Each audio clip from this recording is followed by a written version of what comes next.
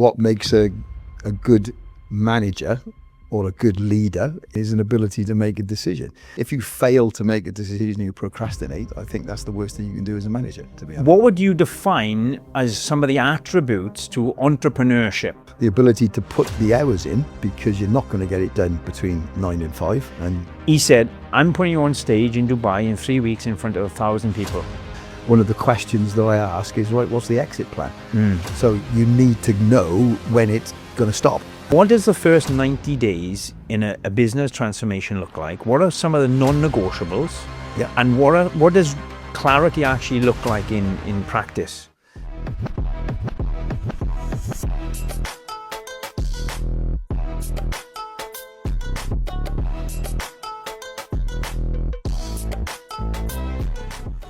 What does real transformation actually look like? Not just physically, but strategically, financially, operationally. Business transformation is no different from body transformation. It's about building the right structures, stronger decisions, stronger leaderships. I'm Christian Williams, founder of CWPT, athlete, strength and conditioning educator, and transformational specialist. And this is Transform Yourself, the show where we break down the principles, strategies, and execution framework that change the way you look, think, feel, perform, and live. And today I'm joined by someone who understands transformation at a very different level, but equally powerful. Mark Prendergast, an entrepreneur, mentor, strategic advisor, and angel investor who has built and scaled and transformed businesses across 19 plus countries and 5 continents. He successfully grew a startup into a multi-million-dollar award-winning global company, leading to a full management buyout. He has led turnarounds, scaled international operations, advised leadership teams, and continues to help businesses evolve into profitable, high-performance market leaders. But what interests me the most is how he thinks. Because whether you transform in the body or transform in your business, the principles remain the same: structure, strategy, execution, and discipline. Mark is a fellow Welshman and now living in Dubai, and has done for some time, and also shares many of the same values around growth, responsibility, and long-term impact. But before we begin, if you like this conversation around transformation, performance, and leadership, please subscribe. It allows us to continue bringing high-level thinkers, operators like Mark into the studio. Mark, the natural-born strategist, welcome to Transform Yourself. Thank you, Christian. Pleasure to be here. How's everything? I was last night with the event. It was very good. I'm on the British Embassy for the St. David's Day event a few days early due to Ramadan, but very good. 160, 70 fellow Welsh people there, all enjoying themselves. Welsh lamb and Snowdonia cheese, lovely. I was saying to you earlier, I was so exhausted yesterday. I'm a child wanting to come and so forth. And I don't know if you see this year, I use my Welsh flag, not Welsh flag, and the free feather pendant. Yeah. Wear it close to my heart with something else that's quite meaningful, my son's date of birth. But yeah, I wanted to get you into the show, Mark, and I want to ask you a question. I might throw you off guard a little bit. Yeah, go for it. But was there a moment in your career where you felt completely uncertain? And how did that shape the way you lead today? Oh, wow. Good question. I wouldn't say there was a moment. I would say there were many moments, to be perfectly honest. Absolutely. The reality of it for me is, I think what makes a good manager or a good leader in the space that they're in is an ability to make a decision. And nobody knows whether the decision you make is the right one until some time expires. And then you're expected and supposed to make another one to keep kicking that decision into the right direction. If you fail to make a decision, you procrastinate, I think that's the worst thing you can do as a manager, to be honest.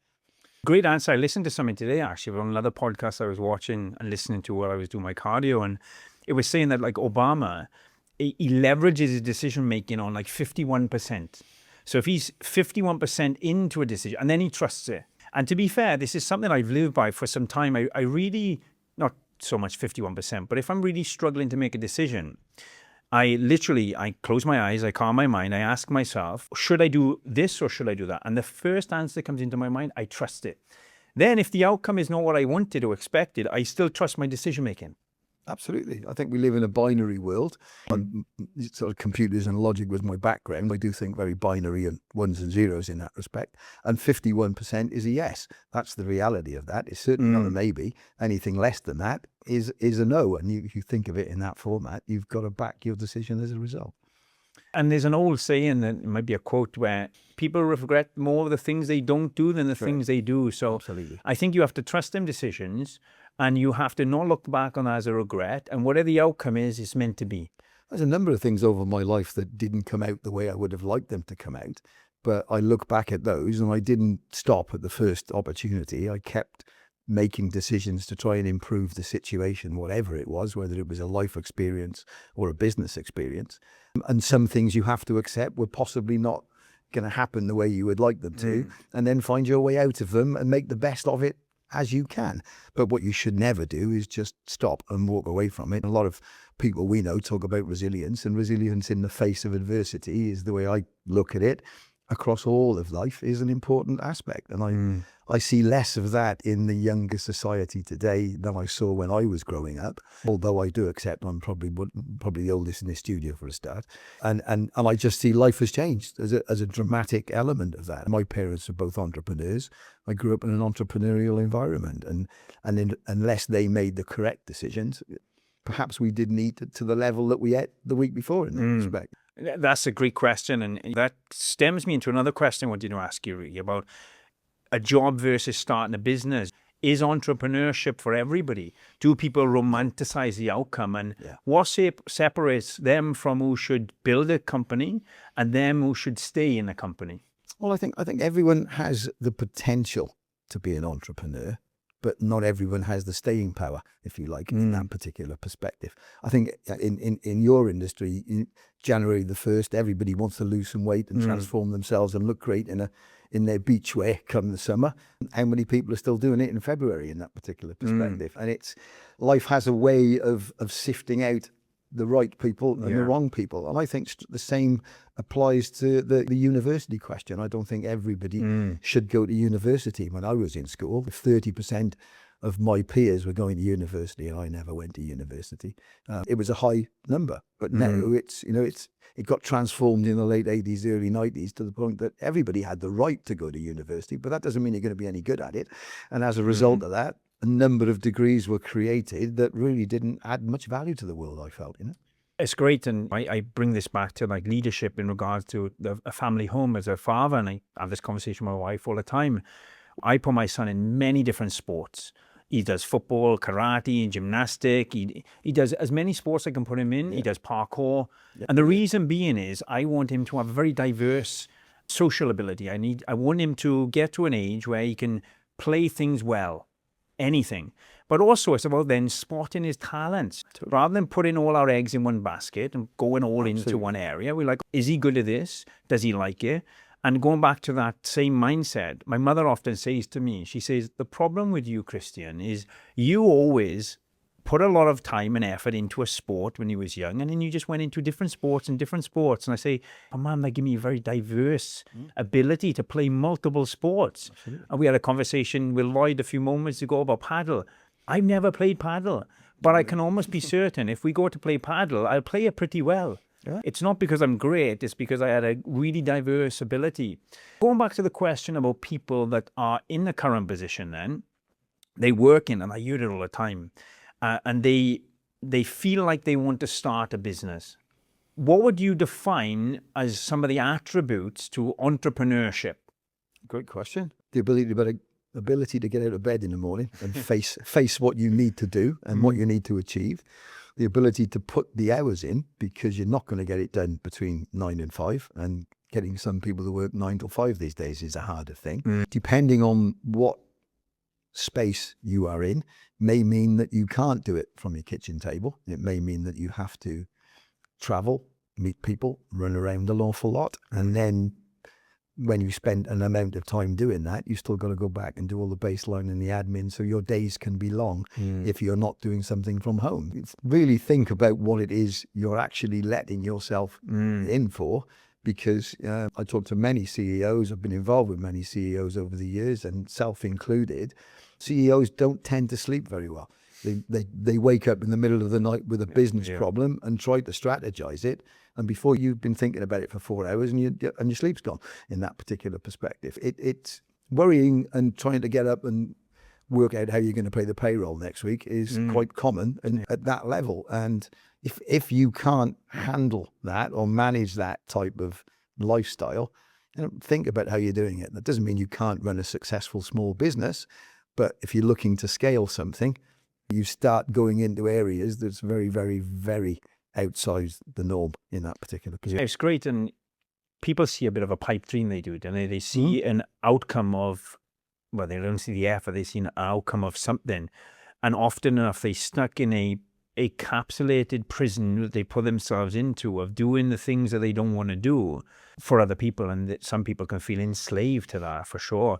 And I think that pipe dream of, if I had my own business that was successful, I would have all my time back, which can be true to a degree, but also, like you said, it takes a lot more effort. There's a lot more to think about. If you've got a 9-to-5 job, obviously Dubai is very demanding. People work a lot, but usually you can switch off and call off and then pick it up the next day. But if it's your own company and you have bills to pay and you have teams to manage, and the bigger you go, the more pressure you're under, it's not for everyone for sure. What would you say to the people that it is for? Say somebody is in a corporate position and they are working they have a lot of financial obligations, whether that be family or whatever, and they feel like they want to do something and they feel more passionate about where they want to spend their time. What are some of the things that then people would need in place, do you think, to kind of take that next step into entrepreneurship? I'll answer that question slightly differently in that respect. Because I think it's different for everybody and everyone's got different opinions. I can tell you what my opinion is if I'm looking at a startup or a small business or an idea and somebody's trying to pitch me to invest in it. I can tell you what I'm looking for in that person or team or idea. And for me, it is about the people. And I say people because individuals find it a lot harder to raise investment than a team of individuals, purely and simply because if that one individual wakes up one morning and says, this is not for me anymore, whoever's invested into that, it's gone because they can't control that. Having a team of people, 2 or more, tends to attract more investment. I'm not saying that means if you've got a great idea as an individual and the work ethic behind it, you shouldn't do it. Quite the opposite in that particular perspective. Just got to work a little bit harder to find people around you or build your team. That's the other alternative. I never founded a business as such to the one that I sold. I started to work for a business, met some fantastic people that were in that organization, in that team, and together we joined to run a management buyout and scale and grow the business as a direct result. I never stood there to become an entrepreneur. It kind of just grew around me with the people that were part of it, and we multiplied it all together. It was great that I had a great team of people around me. So team is the first thing I look for. Secondly is, what's the idea? And I just said off camera, having a great idea doesn't necessarily make it a commercial success. And the other element is about what people think their idea is worth in terms of its potential scale. The number of people that just give you how many billions that particular sector's worth as a reason for investing in a business. But it's not really. That's just that sector. What part of that sector are you going to disrupt? What are you going to affect? What are you going to bring in that scenario? You have to do your diligence and your detail and really, really understand and hone your proposition to be as insightful and as pointful as you possibly can and sharp. As a result of that, you're getting your idea across to somebody, but also the size of your idea, not the size of the market you're operating in. And I think if you can achieve those 2 things, you're starting a conversation with somebody. And then you get into all the emotional stuff, which is what you think your business is worth. An investor will always think it's worth less. You will always think it's worth more because you don't want to give more than 10%. And then you've got to multiply what that number is. But I'm an individual that wants an owner and a founder and the team to own most of its idea. Because if you don't, there's no point in me owning it. I'm not the subject matter expert here. I want to back them to do that. And it's also important that the lion's share of all of that comes to these guys who've formed it and pushed it forward. And certain venture capitalists think that way. Certain venture capitalists don't. I'm tied in with a venture capitalist in Wales that thinks that way, and I'm very, very grateful that they do think that way, and we've managed to move a few businesses forward as a direct result.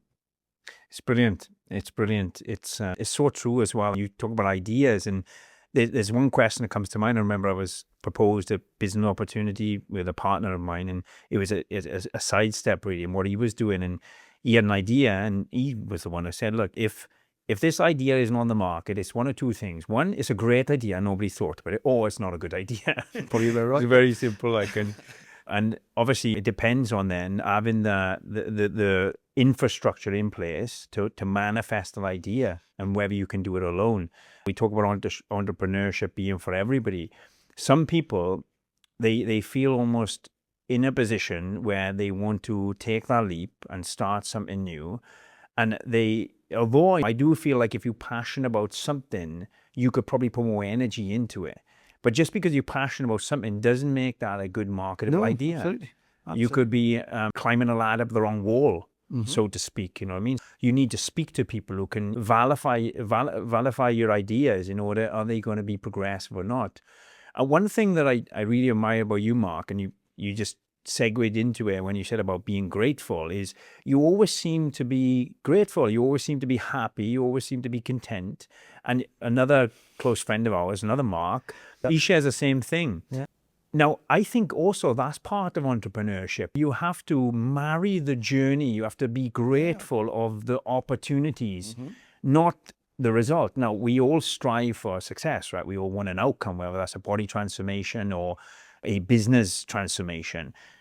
And sometimes you might put all that effort in. More often than not, how many times have you spent sleepless nights working on something that maybe was crushed up and thrown in the bin, or didn't manifest into something very successful? However, you can reflect on that time and you can go, I got a lot of learning from it. It was a great opportunity to expand my awareness next time. The question I have for you is, was that something that you learned, or was that something that was always with you? I think entrepreneurship and what it means in terms of what lands on your dining table every day was put into me and my brother and sister at a very, very early age in that particular perspective. It just becomes part of your DNA, and that's kind of how you think, I suppose, going forward. But in terms of the opportunities and the areas that I worked in, my major business was in the oil and gas and the marine and the energy services sector. I'm not an engineer under any circumstances, but fortunately for me, I knew some fantastic ones.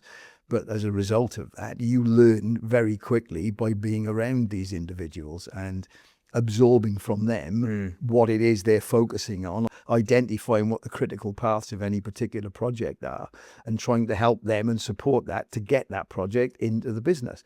Now, you may fail to get that project in, but there's a massive learning curve in chasing that one ready for the next one. And so it's all about being there and understanding that and taking the opportunities that the world presents. When we bought the business, literally within 8 months, there was the world crash in 2008. We bought it in 2007, and lots and lots of businesses in this region ran away. America ran out of the region.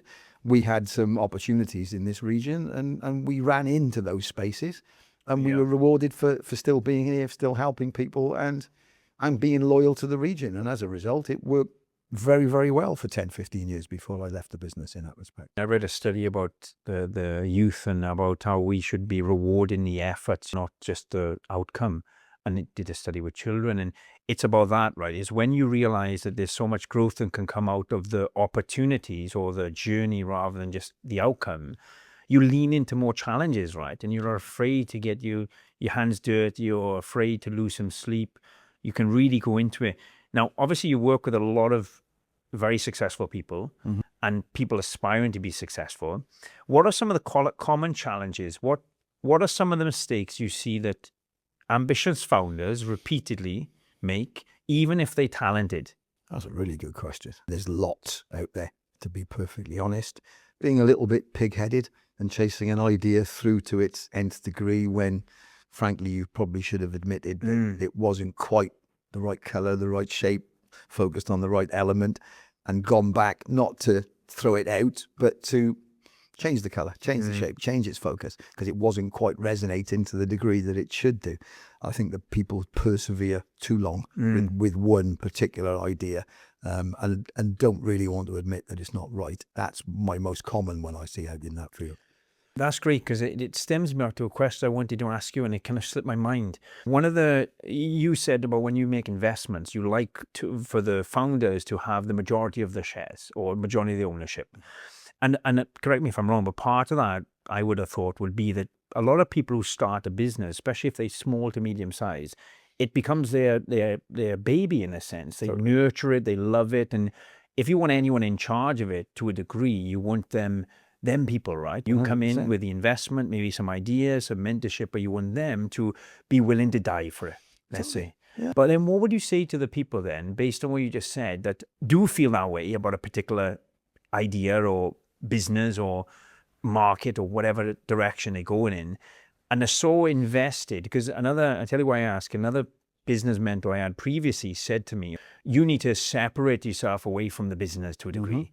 Business is not your baby. Nope. You want to have some passion to drive in it, but not an emotional anchor towards it. Yep. What are some of the things that somebody in that position then that is holding on to something that just is not sticking? And you might, like you said, you must see it very, very, very commonly. What are some of the advice you would give to somebody in that position? Well, I think probably the overarching line I would follow with somebody, and I would get in their mindset very early on, is if somebody comes to me to ask me to invest in a business and we're looking at it and it all sounds good, one of the questions that I ask is, right, what's the exit plan? You need to know when it's going to stop and at what point you're getting out, because you can't expect people to get in and invest in your business unless you're going to give them some return. The only return is out of the business. That's what angel investors do at a very early stage. Now, they may stay in the business going forward, but everybody wants out. In order for you to be really clear about what your exit is, you've got to watch that emotional connection and manage it correctly, so that when the right opportunity and the right time appears, because that's what you're planning for, you're prepared to let it go. If you're not prepared to let it go, don't start it, because that's not the object of building it. Or you want to run that as a successful, and I'm going to be a little bit not so nice about it, but if you want to run it as a successful lifestyle business for yourself and your family until you're ready to retire, fantastic. But then you don't need any investment as a result. Those two things are very, very different spaces, I feel. Yes, great. And I guess you would know that from initially understanding the roadmap, like you said. What type of maybe the exit plan do you have, and strategy on when is the time right? Because if you do have some ownership within that business, you potentially are going to want to get to that point.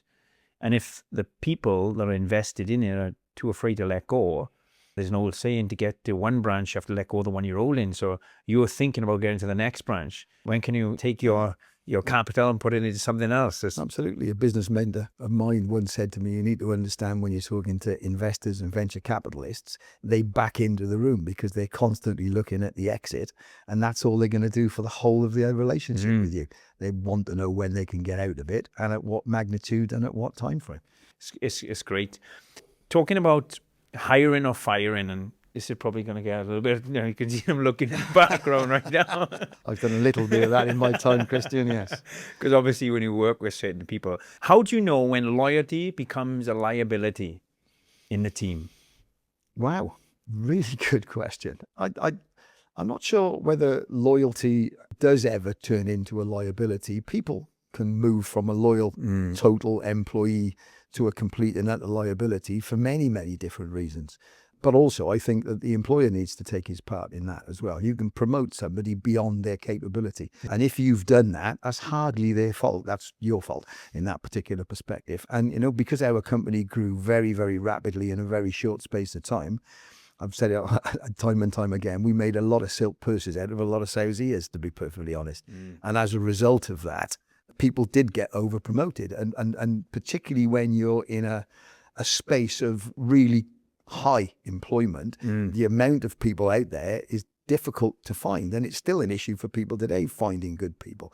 There's very few businesses of any magnitude that don't have people in spaces where they're filling a gap because they couldn't find somebody to fill that gap. You need to manage that for both them and for your business. But you must also never be afraid that when the right person comes along, you make the right swap and the right switch. But that doesn't necessarily mean that you've got to put that person out. There may be something they're more suited for, and that might have been the role they were doing before they were put into that. But also, people will, you don't know, apply for jobs, you give them a try. And the reality is that's what probation periods are all about. Exactly, and it should be there for both sides. Just because somebody said, I want to come and work for you, doesn't mean they're going to feel the same way in 3 months' time. And from an employer's perspective, that should be it. And I think employee protection and employer protection should be fairly equal for both sides, because it's a brand new relationship. You need to dance with somebody a bit before you get to know them. Exactly. I was thinking about the same thing. It's like going on the first date and proposing. Be like, what? No, this is just to get to know each other. Absolutely. And especially like you were saying, when business grow and develop, the people who help found it, in a sense, not just the founders, but the people who are in the core of the business, they can have a lot of emotional investment also. And then there can be an emotional tie to that person, loyalty. And I'm all for that in terms of trying to find a position for the people that have maybe the position's outgrown them. Or just maybe people change, right? Maybe they want growth, or maybe they don't. Their lifestyle changes. All of a sudden, they didn't have a family. Now they've got a family. Maybe trying to ask them to travel away for 3 months when they've got a 3-4 month old baby is not as attractive to them as it used to be. And there's many people in that position, especially with what's been going on in the UAE and Dubai in particular, with a lot of scaling down of companies and sending people out, whether that's to Saudi or other parts of the Middle East. A lot of people started in a company that, they were quite cushy, and they see a lot of people leave or get forced out, and they feel threatened by it. So they end up doing the things that they don't want to do. And I think that comes back to the first question I asked you, or one or two of the first questions, in regards to a lot of people then, they feel enslaved to the position. We went to an event a few weeks ago, Let's Talk Talent, and, some of these conversations come up, and how to spot real talent in the team, how to create a platform, and also how to accept churn, and how to expect that, some people that were with you at some point were only with you up until that point. Yeah, sure. So that's great. So now it brings us to a pressure question. What does pressure look like in leadership, and how do you stop it from distorting your decisions? Oh, wow. That really is a deep question. To be continued. The assumption there is you can see all that coming at you. And the reality is, I don't think you can. I think pressure, for me, pressure was deadlines. So you have a time deadline to achieve something and to make a decision. And, if that deadline is immovable, because it's a client's deadline, not your own, it's very clear when you've got to decide something, to either bid something, not bid something, deliver something, not deliver something. It's there for all to see. The pressure builds up as the closer to that deadline you get. But it doesn't mean you can ignore the deadline, but you have to have a level of resilience to fight the pressure. I never thought of that at the time as being pressure. I just thought of it as, part of the job. We as a business promised somebody we're going to do that, so we better go and do that. We had a long saying that was there for as many years as I can ever remember being in the business, is that you're only as good as your last job. So if your last job didn't hit its deliverables on the timeline, you're not particularly clever, are you, in that respect? So the worst thing you can do is fail to deliver. But the best thing you can do is look at all the things that can cause a problem early on in that situation and make sure they don't, and deliver it. And I could never say that we hit every single deadline we ever gave. And I would never say I went into a pitch for anything with people and said, look at us, you'll never have any problems with us, because that's an impossible statement to make. All I ever said is, look, this is our history. We've never run away from anything. You will have some issues. There's no two ways about this, because there's a lot of unknowns out there, and I don't know what you don't know. So as a consequence, we'll work together and solve the problem. But it will get done, that's for certain, and we'll get it done as quickly as it can. Yeah, great answer. And, we just kind of created an enrollment course for our academy, and one of the reasons is to solve them expectation issues. So we enroll people, they come on board, they spend a week learning a material. So we reinforce, okay, how to set your goals specifically, what to expect, what not. And we try to coach them in a way so we can get them fully on board for as long as they need to be to achieve an incredible transformation. how I look at it, and it's exactly what you're saying really, is pressure is necessary, right? We need the pressure to push us or move us or pull us in a direction. It's when that pressure becomes a stress, and when that stress becomes accumulated, where it becomes chronic. And I think that's where real decisions can be distorted. I remember going back a few years ago, I had a really fear about speaking. Like, this would have been terrifying for me. Okay. I remember turning up to meetings, okay, and I would want to avoid them. And I understand where it came from. My childhood, when we used to read in school, I would want to avoid that situation. Anyway, I had a lot of anxiety associated with that. And I went on a business event over a few days with entrepreneurs, and my business coach at the time, he recognized this, okay, because I was even calling him and saying, do we have to present our business in front of the other guys, or is it, because I was so nervous, right? Yeah. But I knew in my heart and mind that I needed to get over this because of opportunities like this. I was going to many conferences or webinars and afraid to put my hand up, right? He said, I'm putting you on stage in Dubai in 3 weeks in front of 1,000 people. And I was like, oh, shit. Yeah. 3 weeks in front of 1,000 people. I'm afraid to talk in front of 10. Yeah. 10 people I know. So I was leading up to this, and other challenges were going on. I was traveling and a lot of stress in my life. And I remember I was getting closer and the stress was building up in me. I realized this same stress, I can turn around and look at it differently as a pressure. Instead of feeling anxious, I can turn that adrenaline into a movement forward. And I can own in on them thoughts, and instead of wanting to run away, I can run towards it. Absolutely. And that's when my relationship with pressure really started developing and realizing, no, it's not stress is an accumulated load. It's pressure that can develop a diamond if it's at the right 100%. A right amount. So have you ever made a decision in your life under pressure that you later learned was maybe not the right one? Oh, many times. Absolutely, many times. But as I said, it's still your role to solve the problem that you were trying to solve. But sometimes you have to try a number of things before you find the iteration that works. You just can't say all of the time, I've got it, eureka, that's what it is. You've got to go through some processes, and you've got to try through some different items. I align myself with your remark about not wanting to speak in a room of people, because that was me. So when I realized I had to do that, I took every opportunity to put my hand up and volunteer for things. I never ever thought about why. I never thought who I went to go and be coached to do it right. I just put my hand up and started doing it in a small way, and it got bigger and bigger and bigger as a direct result. And my wife still has a go at me today because I used to hate going into rooms and small talking in corners, and now I go into a room and she sits in the corner and I'm running around small talking to everybody. And she doesn't know why that happened in that particular perspective. But the reality, I suppose, is that I enjoy talking about what we have achieved as a group of people. I enjoy trying to help new people. I've joined groups, particularly after I retired from over COVID as it happened, such as Global Welsh, that we're both members of, purely and simply because I've met some really fantastic and really diamond people as a result of that. Some great ideas, some great entrepreneurs. I mean, we're distributed diaspora. We're here for a reason, and most of us have left Wales for some level of success or other.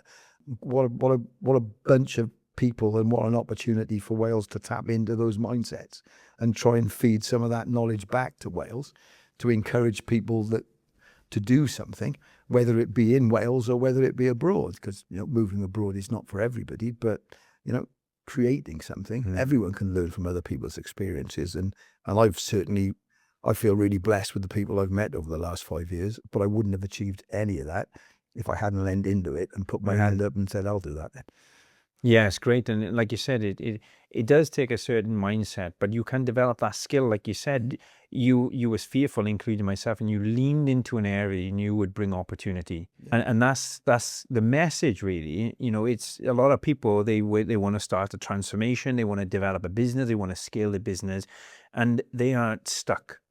They have analysis by paralysis, or paralysis by analysis, They're afraid to make the decision because the fear of failure or the fear of success. And, when you go down this path, I've been an athlete all my life, and you might try and fail so many times, and you still might not get the outcome, but you will get the rewards. Yeah. You might get the outcome that you desire initially, but you get the rewards along the way, and you develop and you strengthen over time. So we get to lean into these milestones really, and to appreciate the journey. And the relationship I have now personally is the same. I do the same thing. In fact, if I feel anxious, if I'm in a room full of people right now and I feel nervous about something, I will ask a question more, because I'm like, the question must be meaningful to me and it must be important. And not only that, but I can overcome this feeling, because it never goes away really. You still get the pressure, you still get the adrenaline, but it's what you do with that. The endocrine system has the fight or flight, the sympathetic state. You either run and charge towards something, which is very beneficial for certain things, or you can run away, right?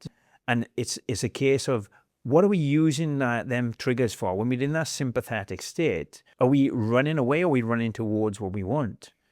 I went for an interview in the US when I was in the US for a job, which was a dream job at the time. It was managing Gold's Gym. I was brought up watching Arnie and so forth, and we come all our way. An opportunity for you. It was before I had got over this kind of fear. Mm-hmm. And the guy came down, and there was about 15 people all sat there. There was like wrestlers, there was models, and it was me from Wales. Yeah. And he said, okay, come with me, all of us. And it was an open interview. And we're all in a room. And he was like, okay, I want you to stand up to whoever was there and tell me why you deserve this job. Yeah. And he was going around, and I was like, oh, my anxiety was building and so forth. And then I was like, you know what? I do want this job more than anybody, and I deserve it. I've flown halfway around the world for this. And I got up and I was so convicted, and I got offered the job. It was amazing. Brilliant. So it was really, I turned the job down in the end, because we weren't as comfortable in the US as we wanted to. But nevertheless, I got over that, and I realized what it takes to lean into that. So another question is, when you start working with a company or a business, we have a roadmap. What does the first 90 days in a business transformation look like? What are some of the non-negotiables? Yeah. And what does clarity actually look like in practice?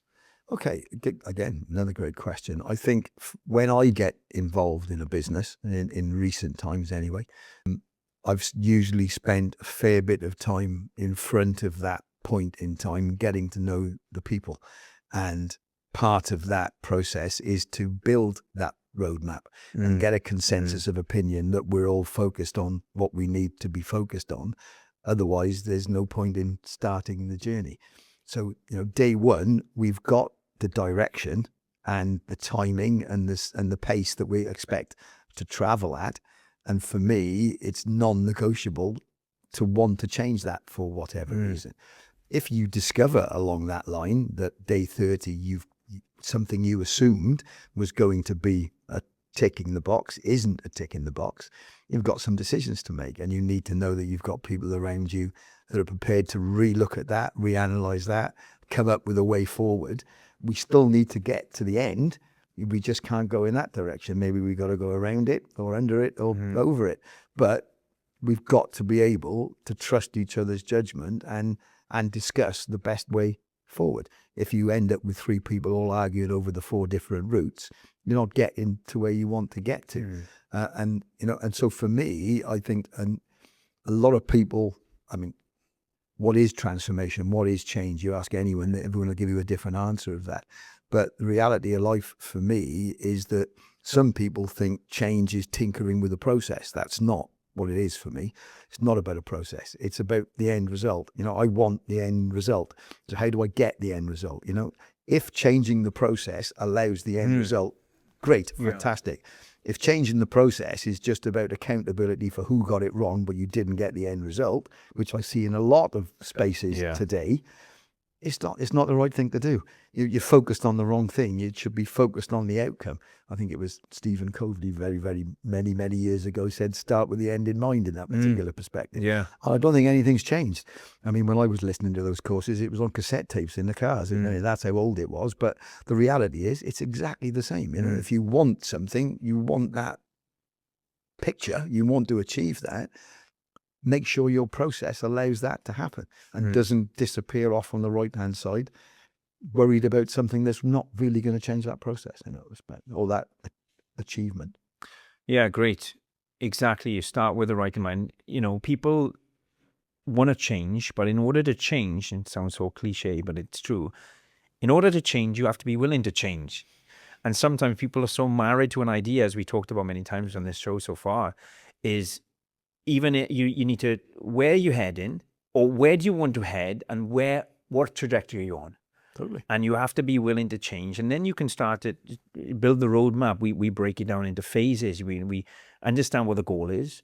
We understand where you're currently at. So we might need to do assessments and tests and whatever. And then we create some, very realistic benchmarks, and we create milestones and roadmaps, and we reevaluate at the end of every one. So we might have a roadmap, but every 6 weeks, for example, we go in, we don't change everything, but are we ready to go transition into the next phase? Or are we not? Well, you've got to get everybody to buy into that, and getting a team to buy into change is a really hard thing to achieve. And some people can't achieve it, regardless of what that is, because some people do not want change. There's a great book out there, I can't remember who wrote it, Who Moved My Cheese with the Mix. Yeah, and it's great. It's fantastic. And that's all about change, and I know people who've read that book and still don't see their character in that book jumping out at them. But a business I joined many, many years ago, and there was an elder lady there, God rest her soul, she's no longer with us, who came in. I was trying to transform its finance and data analysis so that it could become investable. And she came into the room, I think the second day I was there, and said, I understand you're here to change everything. I said, no, I'm here to learn about what we're doing and get a different outcome from what it is we're trying to achieve at this moment in time. And she said, well, I don't like change, and you're going to, over my dead body, will you change anything? And, I'm not proud of what I responded, but I just said, if you feel that way, please don't fall down in the doorway, because we have to achieve this. I want you to come along as part of the journey. Exactly. And I'm really interested to see what you think you cannot change. So let's sit down and start there. Let me understand why you think you can't change something. And then we'll talk about whether it needs to be changed or not, because you've got to get people to buy in and come along with you on that journey. And she was with that business until she retired, so she did enjoy what she was currently refocused on and what she had to do. But she was an important cog in a very big machine. Yeah, and like you said, there's a communal culture of viewpoint, isn't there? So the bigger an organization is, it's different if you're talking to one person, if you're talking to something that's been there for years and there's culture built into it. It's more difficult, but the challenges still arise, and the clarity and understanding. Totally. I like cars and I like engines, and I not that I understand them, but you look at an engine, if one cog isn't working, the whole engine doesn't function. So I look at people and processes as cogs, and everything needs to rotate at the right time and the right speed and fall into the right place to put the horsepower onto the floor in that particular perspective. And well, Mark, you've got a lot of experience, clearly working with people, teams of people, yourself, you've been through tremendous transformations. I would have only not assumed it's evident from where you're at. What advice would you give to younger self? What belief did you have early in your career that you had to unlearn?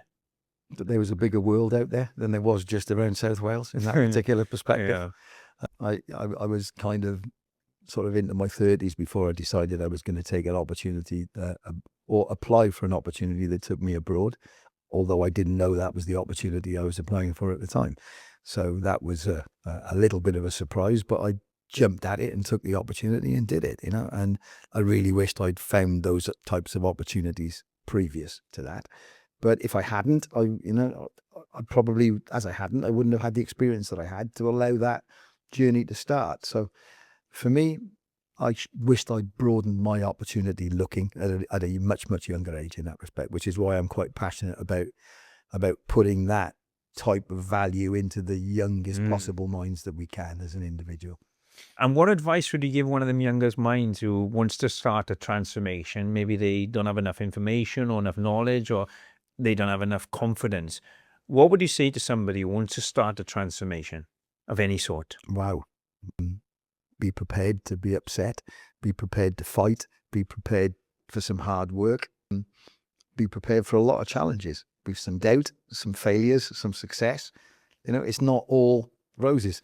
You have to be a part of the whole journey. And when you start that journey, nobody knows what they do not know at that phase. So You may think it's going to be easy to get from A to B, but invariably it isn't. And you've got to have enough resilience about you and enough desire to see it through to the end. So, think long and hard about trying something of this magnitude before you do. For me, when the opportunity came for me to take this on board, it was all about risk then for me, because I risked everything I had at that point in time. I bet every single penny I had, remortgaged the house, etc., and bet it all on black. If it didn't come up black, I'd lost in that respect. And it wasn't just me. There was a number of us did that, and as a result, it really does concentrate your mind. And it really does make you get out of bed and think about things and worry about things to the point of achieving the right result. Don't worry about things for the point of just worrying about things, because that achieves nothing. But what I learned was to worry about things I could control and dismiss things I can't control. There's an old quote. It goes something like, and I believe it's true. It is true, and I believe it goes something like this. Lord, grant me the serenity to accept the things I can't change, to have the courage to change the things I can, and the wisdom to know the difference. Yeah, great. It's so beautiful, really. Absolutely. I see people arguing with people to change their opinion and change their mindset. And I just think that is such a waste of energy. What you need to is try and understand that person's mindset. Go and look at it from their side first, and then find a consensus of opinion. Because I have no doubt in every conversation I've ever had, there is value in the other person's opinion. It's up to me to try and find it, is what it actually is, Yeah. And then by finding that value, you can understand that proposition a bit better, I think. Mark, it's been a pleasure, man. Thank you for your time. I really appreciate it. Yeah, you're welcome. Thanks for the invitation. It's been great, for sure. It's great, yeah. And if you enjoyed this show, this episode, and like I said, subscribe. It really does help us. Share with this content with somebody you think will benefit too. Sharing is really caring. That's it from me, Christian Williams. Mark, thanks, man. You're very welcome. Appreciate it. Thank you, mate. I look forward to the next. Take care. #Bull Mode.